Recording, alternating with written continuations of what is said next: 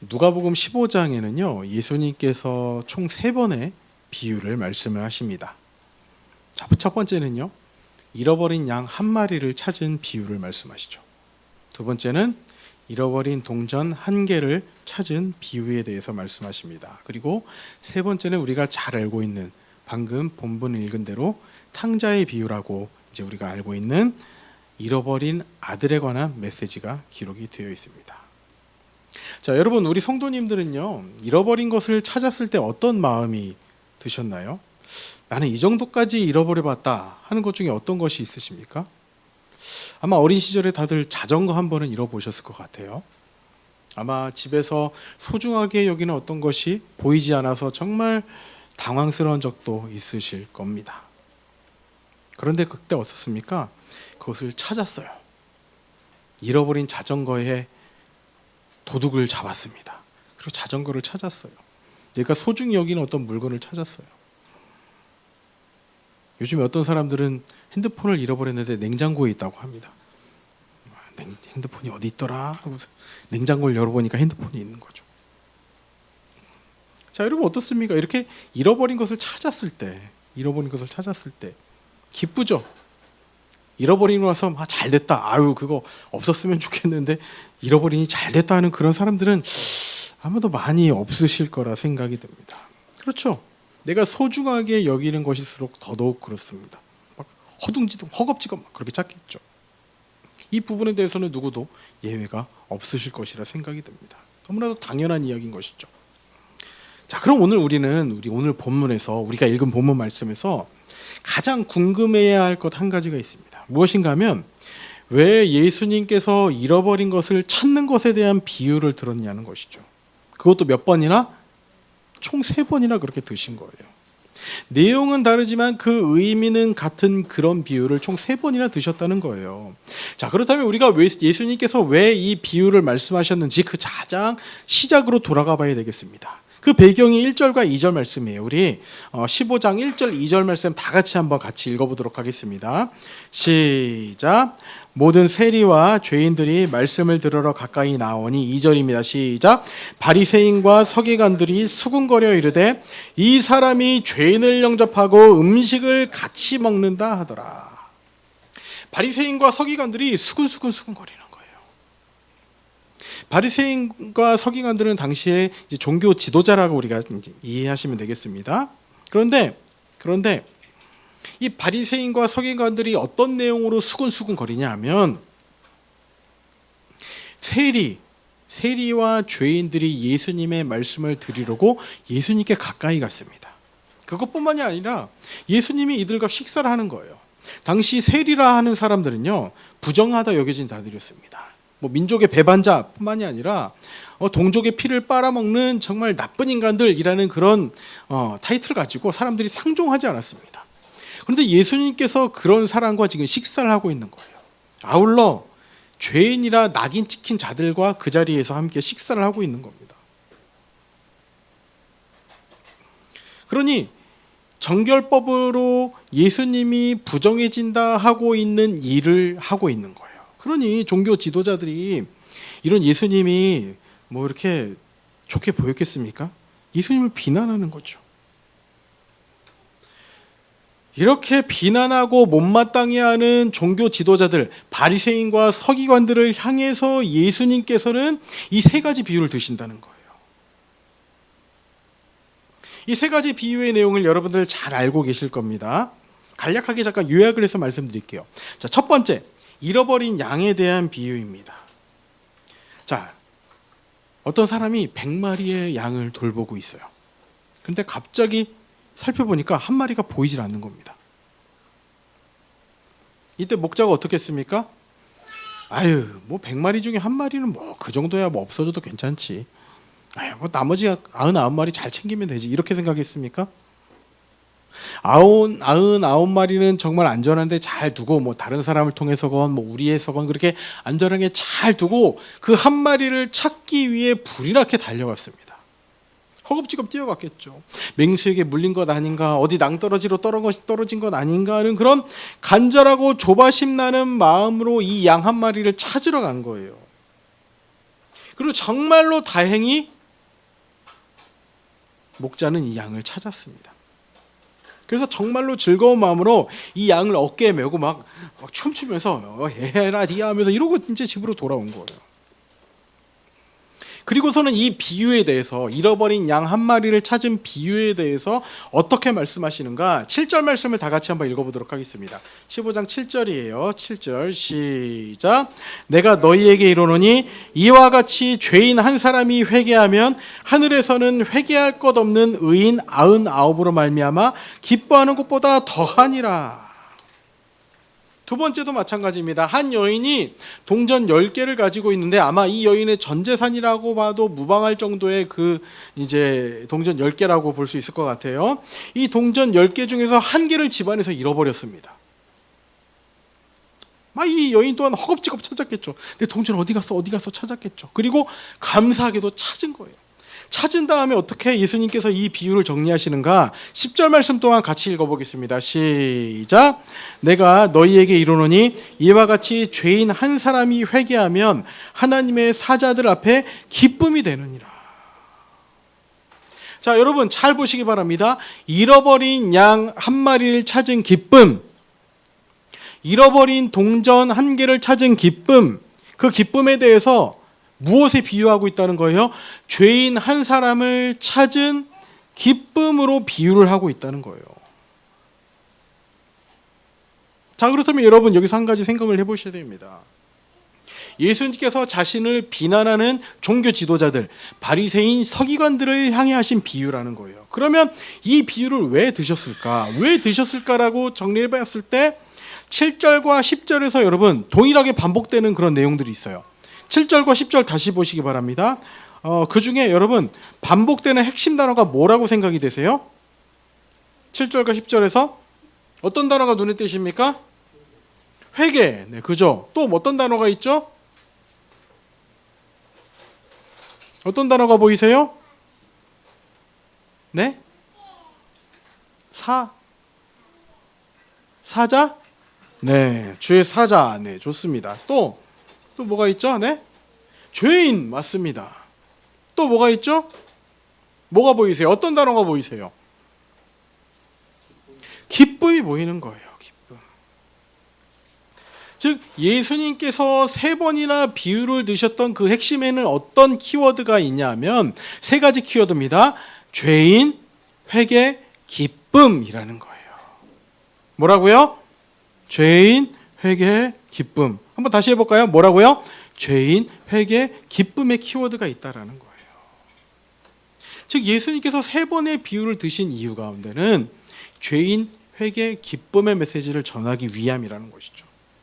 그럼 예수님께서 이 비유를 통해서 죄인, 회개, 기쁨에 대한 어떤 깨달음을 우리에게 주시는지를 함께 고민해 보도록 하겠습니다. 자, 우리 잠깐 시점을 바꿔서 바리새인 서기관의 입장에서 한번 생각을 해보겠습니다. 예수님이 세리들 그리고 죄인들과 식사를 하고 계신 거예요. 혀를 차겠죠. 에이, 저 예수란 저 작자. 저 죄인들과 식사하고 저 세리들하고 식사하고, 에이, 저거 정결법으로 부정해지겠구만. 그런 생각을 한 것이죠. 그런데 그런 자신들을 향해서 예수님께서는 잃어버린 양 한 마리에 대한 비유, 잃어버린 동전 한 개에 대한 비유, 잃어버린 아들에 대한 비유를 드신다는 거예요.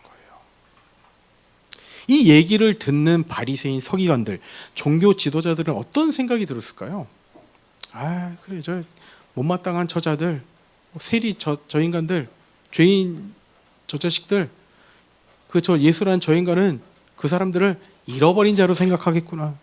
잃어버린 자로 생각하고 있구나. 그렇게 여기지 않았을까요?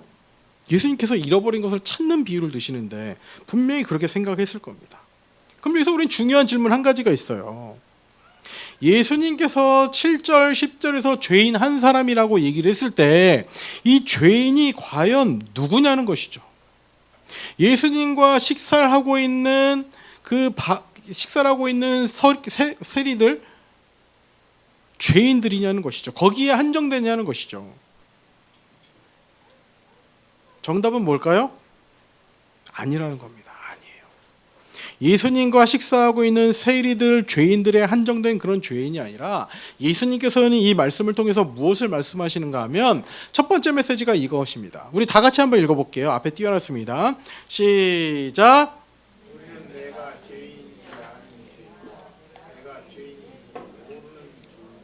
정말로 중요한 메시지입니다. 우리는요, 내가 죄인인지 아는 죄인과 내가 죄인인지 모르는 죄인으로 나뉜다는 거예요. 다시요. 우리는요, 내가 죄인인지 아는 죄인과 내가 죄인인지 모르는 죄인,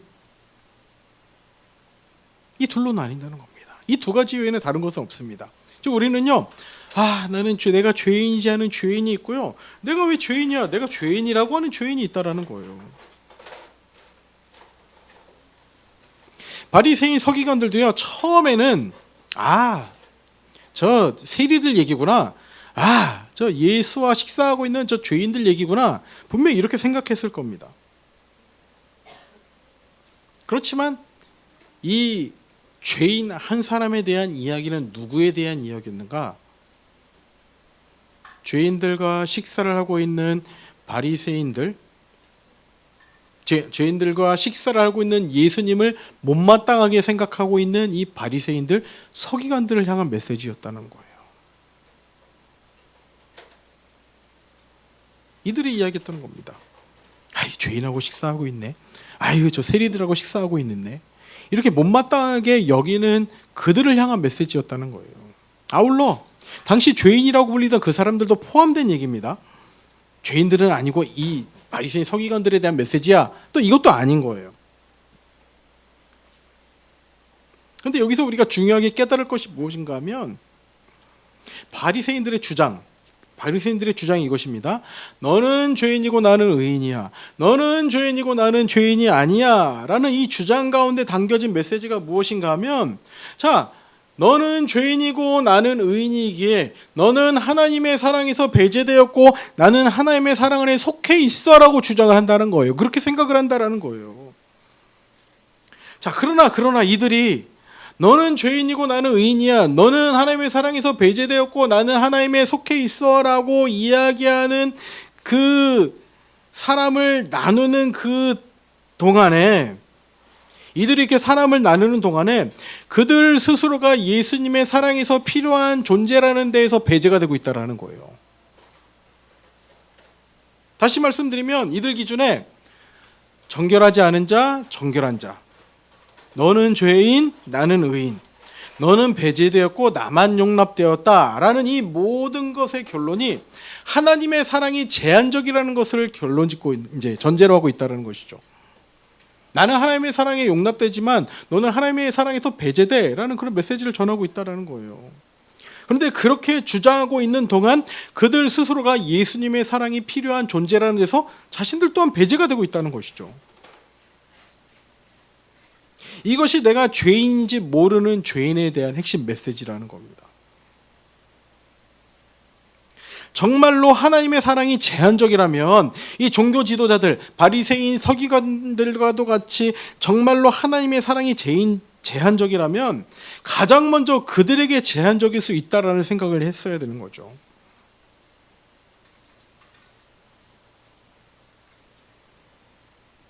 아울러 반대의 경우도 마찬가지입니다. 반대의 경우는 어떤 경우인가 하면 종교 지도자들, 바리새인 서기관들은 너는 죄인이고 나는 의인이야, 나만 하나님의 사랑에 용납됐고 너는 배제되었어라고 주장하는 사람들이었죠. 반대의 경우는 나는 배제되었어라고 생각하는 사람들도 있다는 거예요. 나는 어떻게 해도 하나님의 사랑에 거할 수 없어. 나는 무슨 일을 해도 하나님의 사랑에 받아들여질 수가 없어 라고 생각하는 사람이 있다면 그 사람 또한 하나님의 제한 없는 사랑을 자신 또한 제한하고 있다는 거예요.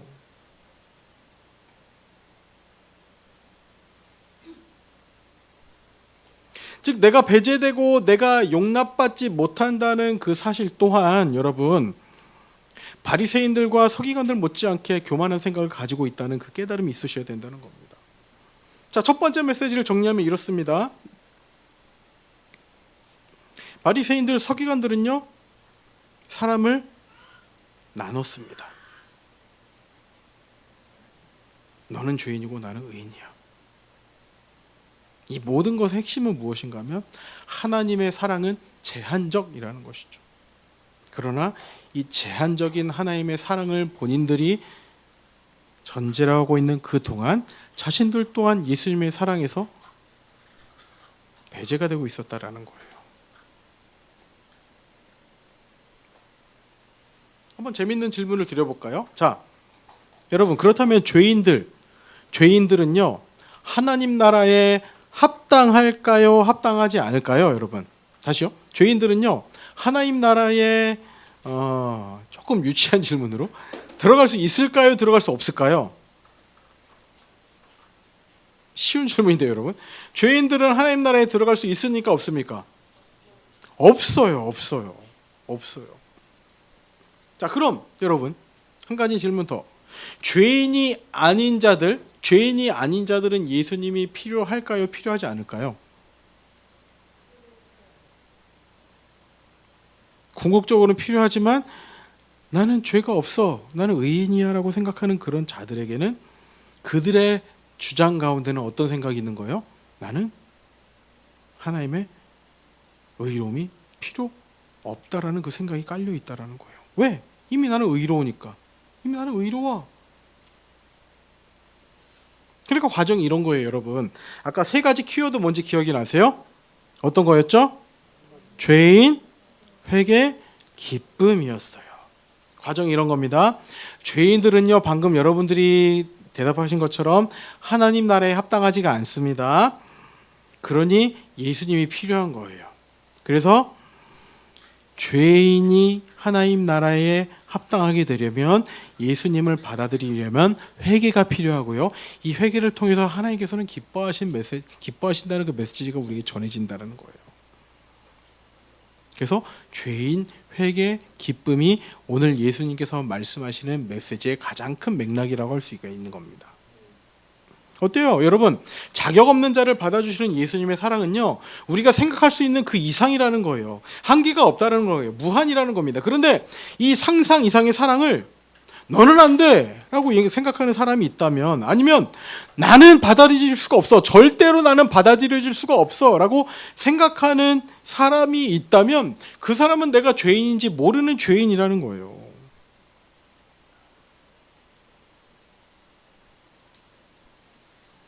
이 메시지를 잘 기억하시기 바랍니다. 우리 가운데 무엇인가 하나님의 사랑이 필요 없어, 하나님의 사랑이 나만 가능해, 또는 나는 어떻게든 하나님의 사랑에서 용납받아줄 수가 없어 라고 생각하는 사람들이 있다면, 그 사람은 내가 죄인인지 모르는 죄인이라는 거예요. 이것이 첫 번째 메시지였습니다. 자, 두 번째 메시지로 넘어가 볼게요. 자, 첫 번째 메시지가 내가 죄인인 줄 아는 죄인이 있고 내가 죄인인 줄 모르는 죄인에 대한 말씀이었는데, 자, 그런데 여러분, 이 예수님의 세 가지 비유가 과연 이 바리새인 서기관들을 향한 메시지인지 어떻게 알 수 있는가? 목사님, 그냥 예수님이 지금 식사하고 있는 그 무리들 가운데 죄인들, 세리들을 향해서 그들을 잃어버린 자라 칭하시고 그들이 돌아오는 것에 대한 회개와 기쁨에 대한 메시지만 전하고 계신 거 아니에요? 라고 생각할 수 있겠지만, 그것을 알 수 있는 것이 무엇인가 하면, 이 내가 죄인인지 모르는 죄인에 대한 메시지도 포함되어 있는 것을 어떻게 알 수 있는가 하면, 그것이 세 번째 비유, 탕자의 비유를 통해서 알 수가 있는 겁니다. 이것이 두 번째 메시지예요. 두 번째 메시지는 이겁니다. 자, 다 같이 읽어볼게요. 시작. 결국에 해픈 아버지의 사랑이 답이라는 거예요. 자, 세 번째 비유의 내용을 제가 짧게 이제 요약을 해드리겠습니다. 어떤 아버지에게 아들 2명이 있었습니다. 그런데요, 둘째 아들이 아버지에게 분깃을 나눠달라고 해요. 분깃이 조금 어려운 단어인데 12자로 등장합니다. 근데 이 분깃은 뭐냐면 유산을 달라는 거예요. 유산을. 보통 유산은 언제 받을 수 있죠? 돌아가신 다음에 받는 겁니다. 그런데 이 분깃이란 단어의 원어의 의미에는요, 생명이라는 의미가 담겨져 있어요. 생명. 그러니까 아버지가 아직 살아계신데, 아버지 아버지 목숨값 나에게 미리 주세요 라고 요구를 하고 있다라는 거예요. 그리고 이 둘째 아들은 이 아버지의 목숨값을 가지고 먼 나라로 갑니다. 먼 나라. 자, 여기서 먼 나라가 의미하는 것이 무엇인가? 먼 나라. 왜 먼 나라로 갔을까요? 아마 이럴 거예요. 첫 번째는요, 아버지의 영향력에서 완전히 사라지기를 원했던 거예요. 두 번째는 어떻게 보면 내가 이렇게 먼 데까지 갈 수 있다. 나 또한 나 혼자 힘으로 스스로 살 수 있다는 것을 과시한다고 할까요? 그것을 보여주기 위해서 그렇게 했던 거예요. 아마 제가 초등학교 3학년 때쯤 됐던 것 같습니다. 저희 아버지가 종종 저에게 하신 말씀이 있어요. 저희가 개포동에 살 때인데 개봉동이었던 걸로 기억합니다. 개봉동에 있는 이모 집에 이제 혼자 스스로 대중교통으로 갈 수 있겠냐라고 물어보신 거예요. 3학년 때. 그러니까 한 몇 살이죠? 10살 때쯤에 그런 얘기를 종종 물어보셨어요. 그냥 개포동에서 개봉동까지 이제는 10살 정도 됐으면은 그걸 한번 생각하고 시도해 볼 나이가 되지 않았냐라는 그런 이야기를 이제 그런 의미로 저에게 하신 이야기겠죠. 여기에는 저의 성장에 대한 그런 이야기가 담겨져 있지만 그 또한 아버지의 지붕 아래서 부모님의 지붕 아래서 해당되는 이야기였던 거예요. 그런데 이 둘째 아들은요, 여기서 더 나간 거예요. 이제 아버지의 영향력에서는 더 이상 존재하고 싶지 않으니 그 모든 것을 끊어내고 나 혼자 해결하겠습니다라는 그 강한 저항을 보여주는 것이 먼 나라로 떠난 의미라는 거예요. 자, 그렇게 가서는 어떻게 됐냐? 잘 됐으면 좋겠죠. 아버지에게 받은 유산으로 잘 살았으면 좋겠죠. 그런데 허랑방탕 모든 것을 허비해 버렸습니다. 그리고 정말 안타깝게도 빈털터리가 된 거예요. 얼마나 비참한지 보시기 바랍니다. 16절 한번 보겠습니다. 16절 시작. 그가 돼지 먹는 쥐염 열매로 배를 채우고자 하되 주는 자가 없느니라. 돼지를 치는데 돼지는 당시의 부정의 상징이었습니다. 지금이야 삼겹살, 목살, 맛있는 음식을 의미하겠지만 당시에 돼지는 부정했어요. 쳐다보지도 않았습니다. 가까이 하지도 않았습니다. 그냥 부정한 사람들이 치는 돌보는 그런 동물이었던 거예요. 그런데 그런 돼지랑 똑같은 취급을 받으면서 돼지가 먹는 것조차도 없는 그런 불쌍한 삶을 살고 있었다라는 것이죠. 근데 여러분, 여기서 살 길이 딱 한 가지가 있었습니다. 어떤 걸까요? 이 사람이 살 방법이 뭐가 있어요? 아버지에게 가는 거예요. 아버지.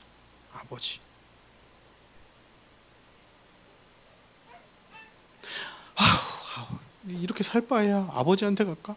아버지한테 종도 많은데 그냥 종 하나로 여겨달라고.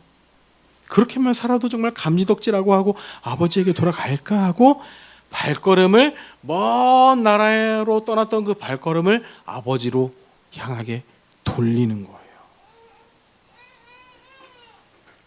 근데 어떻습니까? 아버지가 멀리서 아들이 오는 것을 알아본 거예요. 멀리서도 내 아들이다 하고 알아보고서 뛰어가서 반긴 거죠. 그리고 아버지는 잔치를 엽니다. 죽었다고 생각했던 내 아들이 돌아왔다 하고 잔치를 여는 거예요. 이 둘째 아들이 생각했던 게 무엇입니까? 나에게는 그 어떤 가능성도 없다고 깨닫고 나를 어떻게 여겨주셔도 상관이 없으니, 나를 종이 하나로 여겨주셔도 상관이 없으니, 그래도 아버지를 향한 자에게는 엄청난 은혜가 있었다는 사실을 돌아와서 깨닫게 된 겁니다. 돌아와서요. 이것이 여러분 내가 죄인인 줄 아는 죄인인 거예요. 내가 지금까지 했던 행동이 아버지의 목숨값 가지고 생명값 가지고 가서 정말 허랑방탕했구나. 이것이 아니구나. 아버지께 돌아가서 아버지가 나를 종이 하나로 여겨도 그래도 나는 감지덕지다라는 마음으로 돌아왔더니 아버지가 주신 은혜가 있었던 거예요. 근데 여러분, 조금 이제 여기서 더 드리고 싶은 메시지는 무엇인가 하면, 이 아버지에게요, 이 둘째 아들만 돌아온 아들, 우리 탕자라는 얘기 많이 들어보셨죠? 탕자가 아니었던 거예요. 이 집에는요, 여러분, 탕자가 한 명이 더 있었습니다. 이 아버지도 참 짠하죠. 둘째 아들이 이렇게 아버지를 떠나서 고생하고 돌아왔는데 이 아버지는 탕자가 한 명 더 있었습니다. 누구일까요? 첫째 아들인 거예요. 첫째 아들. 둘째 아들은 집 밖으로 나간 탕자였는데 첫째 아들은 집 안에 있던 탕자였습니다. 자, 첫째 아들과 관련해서 재밌는 사실 두 가지가 있습니다. 여러분 12절 보세요. 12절. 그 둘째가 아버지에게 말하되 아버지여 재산 중에 내게 돌아올 분깃을 내게 주소서. 이제 둘째 아들이 이렇게 요구를 했습니다. 아버지의 생명값, 목숨값, 유산 나에게 주세요 했는데 아버지가 어떻게 했냐? 아버지가 그 살림을 각각 나눠줬다라는 거예요. 여러분, 각각 나눠줬다는 것은 어떻게 나눠줬다는 거예요? 둘째 아들에게도 주고 또 누구에게도 줬다는 의미입니까? 첫째 아들에게도 줬다라는 거예요. 둘째 아들이 유산을 달라고 했는데 유산을 이 둘째 아들에게 뿐만이 아니라 첫째 아들에게도 준 겁니다. 이 첫째 아들은 그런 거예요. 받을 건 다 받아놓고 그리고 아버지의 집에 있으면서 아버지의 모든 권한과 그런 영향력을 자기도 누리면서 자기도 펼치면서 살 수 있는데 그것들을 누리지도 못하고 펼치지도 못하고 죽은 줄 알았던 둘째 아들 그러니까 동생이 살아온 것에 대한 기쁨의 환대를 표현하는 것이 아니라 아버지에게 화를 내고 있습니다. 아버지, 나는 평생 아버지 옆에서 아버지를 섬겼는데 왜 나에게 이런 잔치 한 번도 버려주지 않으시다가 저 아버지 것 가지고 다 허랑방탕 허비한 아들이 돌아왔을 때 그제야 저 둘째 아들에게만 내 동생이만 저렇게 베푸냐는 것이죠. 여기서 한 가지 재밌는 부분, 두 가지 재밌는 부분이 있다고 말씀드렸죠. 두 번째 재밌는 부분이 무엇인가 하면 28절 보시기 바랍니다. 28절. 자, 그가 노하여 모하지 않았다고 기록하고 있어요. 그가 노하여 뭐라고 기록하고 있습니까? 들어가고자 하지 아니하거늘이라는 거예요. 그러니까 아버지가 나와서 권하죠. 어디를 들어가지 않았을까요, 여러분? 어디를 안 들어간 거예요? 집을 들어가지 않은 겁니다. 즉 큰아들은 그렇다면 어디 있는 거예요? 집 밖에 있는 거예요. 집 밖에. 문 밖에 있는 겁니다. 둘째 아들은요, 아버지가 보이지 않는 곳으로 멀리 떠나서 허랑방탕한 생활을 보내면서 집 밖에 있었지만 지금 첫째 아들은 어떻다는 거예요? 모든 것을 누릴 수 있었던 집 안을 거부하고 그 둘째 아들로 인한 분노 때문에 집 안에 들어가지 않고 집 밖에 서 있다라는 거예요. 이거 자체가 여러분 둘째 아들의 방탕함과 동일한 저항이라는 거예요. 둘째 아들은 방탕함으로 탕자가 되었지만 지금 이 첫째 아들은 집 밖에 들어가지 않는, 즉 자신의 모든 것을 누릴 수 있었지만 누리지 않으면서 그것을 아버지를 원망하며 집 안에 들어가지 않는 저항으로 지금 탕자의 모습을 보여주고 있다는 거예요. 누구처럼요? 마치 바리새인 서기관들과도 같이 그런 모습으로 지금 저항을 하는 탕자가 첫째 아들이라는 겁니다. 자, 그런데 이 탕자의 비유 이야기가 어떻게 결말에 내려지는가? 오늘 본문의 마지막이 이렇습니다. 31절 제가 읽어볼게요. 아버지가 이르되, 아버지가 첫째 아들한테 이야기합니다. 예, 너는 항상 나와 함께 있으니 내 것이 다 내 것이로되. 32절 같이 읽을까요? 시작. 이 내 동생은 죽었다가 살아났으며 내가 잃었다가 얻었기로 우리가 즐거워하고 기뻐하는 것이 마땅하다 아니라. 예수님은 이야기를 여기서 마무리를 하세요. 그런데 만약에 가정입니다. 예수님께서 이 이야기를 더 이어가셨다면 여러분 어떻게 이 이야기가 결론 내려질까요? 어떻게 내려질 것 같으세요? 7절, 10절에서 했던 이야기를 동일하게 하시면서 이 비유를 마무리하실 거예요. 내가 너희에게 이르노니 이와 같이 죄인 한 사람이 회개하면 하나님의 사자라들 앞에서 기쁨이 되느니라. 죄인, 회개, 기쁨의 메시지로 다시 한번 마무리를 하셨을 거라는 거죠.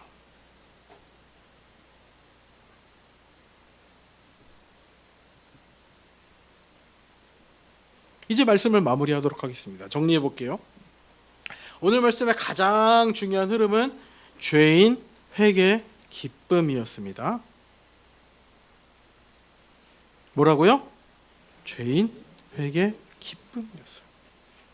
둘째 아들은요, 자신이 가진 모든 것을 허랑방탕하게 허비했을 때 자신이 죄인이라는 것을 발견합니다.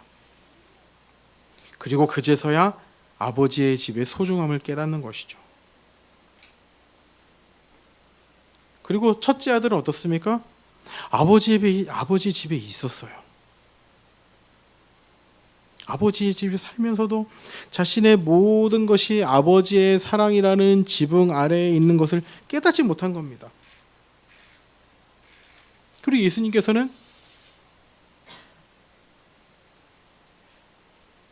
큰아들의 메시지를 통해서는 바리새인들과 서기관들에게, 둘째 아들의 이야기를 통해서는 지금 함께 식사를 하고 있는 세리들, 죄인들에게 이 말씀을 하고 계시다는 거예요.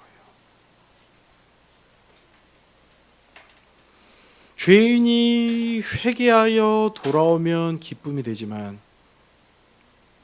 이 큰아들과도 같은 바리새인 서기관들을 향한 예수님의 마음은 어떻겠습니까? 안타까움이었을 거예요. 안타까움. 근데 여기서 참 의미심장한 모습이 무엇인가 하면, 죄인인 줄 아는 죄인과 여러분, 죄인인 줄 모르는 죄인이 형제로 등장하고 있다는 거예요. 즉, 이 모든 것이 어디에 있는가? 한 아버지 안에서 한 아버지의 사랑 가운데 존재하고 있다는 거예요. 바리새인들은 세리들을 죄인으로 여깁니다. 세리들이 바리새인들을 어떻게 여겼는지는 기록되어 있지 않지만 아마 어떤 큰 저항이나 그런 반발심이 있지 않았을까요? 그러나 예수님께서는 이 첫째 아들, 둘째 아들을 한 울타리 안에서 보고 계시다는 거예요. 그래서 예수님께서 말씀하신 이 최종적인 이 결론은 무엇인가 하면, 어떻게 보면 베풀어 주시는 아버지의 사랑, 정말 모든 것을 베풀어 주시는 해픈 사랑을 표현하고 싶은 거예요. 저는 오늘 말씀을 읽으면서 참 이해가 되지 않는 부분이 한 가지가 있었습니다. 뭐냐면 6절 보세요. 6절. 자, 6절 함께 읽겠습니다. 시작. 집에 와서 그 벗과 이웃을 불러 모으고 말하되 나와 함께 즐기자. 나의 잃은 양을 찾아내었노라 하리라. 자, 여러분, 99마리를 두고 한 마리를 찾으러 가다 찾았습니다. 그것을 찾고 와서 지금 뭘 하고 있는 거예요? 잔치를 벌이고 있는 거예요. 잔치를. 찾으면 찾은 거지, 동네 사람들 다 불러다가 잔치를 벌이고 있는 거예요. 여러분, 계산을 해보면 이 양 한 마리 값보다 잔치 한 값이 더 들지 않았을까요? 근데 이것이 여기서 끝이 아닙니다. 두 번째도 마찬가지예요. 동전 10개를 찾은 동전 10개 중에서 한 개를 잃어버렸다가 찾은 이 여인 또한 어떻게 되는가? 9절 보세요. 9절 함께 읽습니다. 시작. 또 찾아낸즉 벗과 이웃을 불러 모으고 말하되 나와 함께 즐기자. 이런 드라크마를 찾아내어노라. 자, 여러분, 동전 하나 찾았다고 아마 여러분 일당 한 개 정도의 그런 값어치가 있는 그런 동전이었습니다. 동전 한 개를 찾았다고 주변의 사람들을 초대하는 겁니다. 이웃들을 초대해서 잔치를 벌이는 겁니다. 나 동전 잃어버렸는데 찾았어. 우리 다 같이 모여서 우리 잔치하자. 축하해줘 그러는 거예요.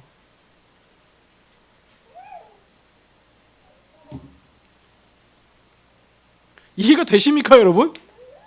양 한 마리 찾았다고 여러분 잔치를 벌이는 거예요. 동전 하나 찾았다고 잔치를 벌이는 거예요. 지금 오늘 말씀에서 죄인, 회개, 기쁨에서 이 기쁨이라는 키워드의 가장 중요한 것은, 잃어버린 것을 찾는다는 것은요, 우리가 생각하는 이상으로 얼마나 큰 기쁨이 되는지 모른다라는 거예요. 하나님께서 그렇게 잃어버린 자가 돌아올 때의 기쁨에 대해서 너무나도 큰 가치를 부여하며 말씀을 하고 계시다는 거예요.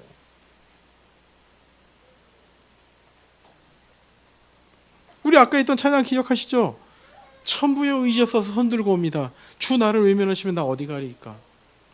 우리는 우리의 힘으로는 하나님께 도달할 수 없는 죄인이라는 깨달음이 있어야 되는 겁니다.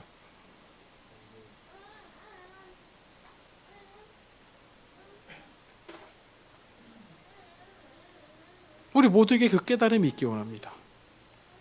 누구에게요? 누구에게라고요? 내가 죄인이구나 하는 그런 깨달음이 있는 자들 뿐만이 아니라 에이, 나는 그래도 교회에 돌아다니고 있었는데, 나는 그래도 교회 테두리 벗어나지 않았는데, 또는 에이, 나는 저 정도로 생각하는 죄인, 내가 죄인이라고? 내가 왜 죄인이야? 라고 생각하는 그 사람들, 아유, 하나님의 사랑? 뭐 그거 없어도 살지라고 하나님의 사랑이 필요 없다라고 생각하는 그 모든 사람들, 혹은 나는 하나님의 사랑에서 완전히 배제되었어, 나는 하나님의 사랑은 어떻게 해서든, 하나님이 어떻게 해서든 나를 살릴 수가 없어 라고 생각하는 그 사람들에게조차 모든 자를 향해서 전해주시는 메시지가 오늘 본문임을 기억하시기 바랍니다.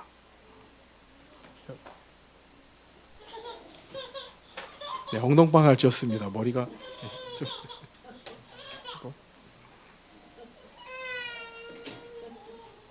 아버지 없이 저렇게 넘어지는 거예요, 여러분. 부모님 없이 저렇게 넘어지는 겁니다. 그러기에 우리에게 깨달을 것이 무엇입니까? 해프디해픈 사랑,